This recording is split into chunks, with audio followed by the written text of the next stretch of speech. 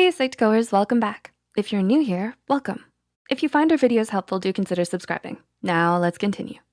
Have you ever spent too much time on something and before you know it, it's midnight? And that assignment you've been working on, it's overdue. Why is it we get so attached to such things when we know we have other things worth our time waiting?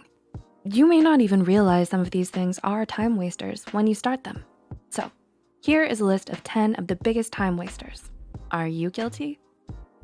Number 1, procrastination. Procrastination. Every one of us has procrastinated at some point, and odds are you're tired of it. You start your day with homework in mind, but you just have to do something else first, then something else, then something else. By the end of the week, there's a pile of homework haunting your dreams, calling out to you. Instead of postponing the hardest task of your day, get it over with early. Just think of the relief that will keep you going throughout the day once it's done. You'll save energy not worrying about it for hours, and you'll be happier knowing it's completed. Number 2, too much social media. Are you guilty of this? Social media is everywhere, and it takes up a lot of our time these days. You may find yourself often scrolling your phone aimlessly like a zombie. Then you realize, am I even enjoying myself? I don't even like cooking. Why am I watching 1-minute cooking videos? When did I follow them? Well, social media can be very time consuming. The average person spends about 118 minutes on social media per day. That's a lot of hours per week. When you think back, can you even remember what it was on there that grabbed your attention? Odds are it wasn't that important, if you can remember at all. Best to set a timer for how long you want to be on social media per day. Or if you know you've had enough, store your phone away for the evening so you know you won't be tempted to look at those cat videos your friend posts. Number 3, always saying yes. You don't always have time to do every favor your friends ask of you. So why do you keep saying yes to every favor your friends ask of you? Sometimes it can feel hard to say no when you enjoy making others happy. But it's time to focus on yourself a bit more, or a lot more. Give yourself the time and respect you deserve by knowing your limits and knowing when to say no. Your friend won't hate you for declining a favor this time. And if they do, that's not a good friend, my friend. Not a good friend. Number 4, perfectionism. There's no such thing as perfect. So that art project you've been working on for 24 hours straight, it's time to stop. It's just a butterfly and it's for your geometry class, for some reason. We can be our own worst critics, but sometimes we have to take a deep breath and look at the project as a whole. Will it ever be perfect? Are you judging too harshly? Take a step back and accept that great is enough and that there is no perfect. Number 5, worrying. Stress and worry can find a way into our lives when we least expect it.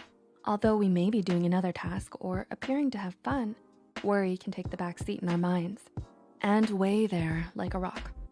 Take a moment and go through what's worrying you in your mind. Don't try to suppress all of your troubles and instead embrace them and accept them for the time being. Things will get better with due time. So there's no point wasting more time by worrying about all that could happen. Number 6, multitasking. As much as we'd like to think we can multitask, odds are we can't. Thing is, neurological science has shown the human brain can't actually perform 2 tasks that require high-level brain function at once. Meaning that butterfly project you've been focusing on while writing your English essay, impossible to do at once. Also impossible because you don't have 4 hands. Number 7, repeating your mistakes. If you know that you have a hard time completing an essay if you don't first outline it, outline it. If you know you need extra help with your math homework after school with a tutor, ask the tutor. If you know you get sick when you have 8 slices of pizza, stick to the 1 or 2. Okay, 3, but that's it. We sometimes repeat our mistakes for the silliest of reasons. Maybe we don't want to try out a new solution in fear it will fail. Maybe we don't have the time to experiment to see if it will work. But if we keep repeating our mistakes, we won't have as much room to grow and learn from them. Number 8, checking your phone. Oh, the cat videos. You can't help but check your phone to see if your friend posted a new one. I mean, you have that 12-page essay to complete and a decapitated papier-mâché butterfly in the corner, but who cares, right? Well, just checking your phone usually doesn't end up to be just checking. First, it's checking the cat video, then another cat video, then a cartoon cat video, an episode of Tom and Jerry later, and you've realized your butterfly project is still headless, and all that's written of your essay is the word the. Too much SpongeBob and cat videos. Just don't check your phone. Number 9, indecisiveness. Sometimes indecisiveness can ruin the little pleasures in our life.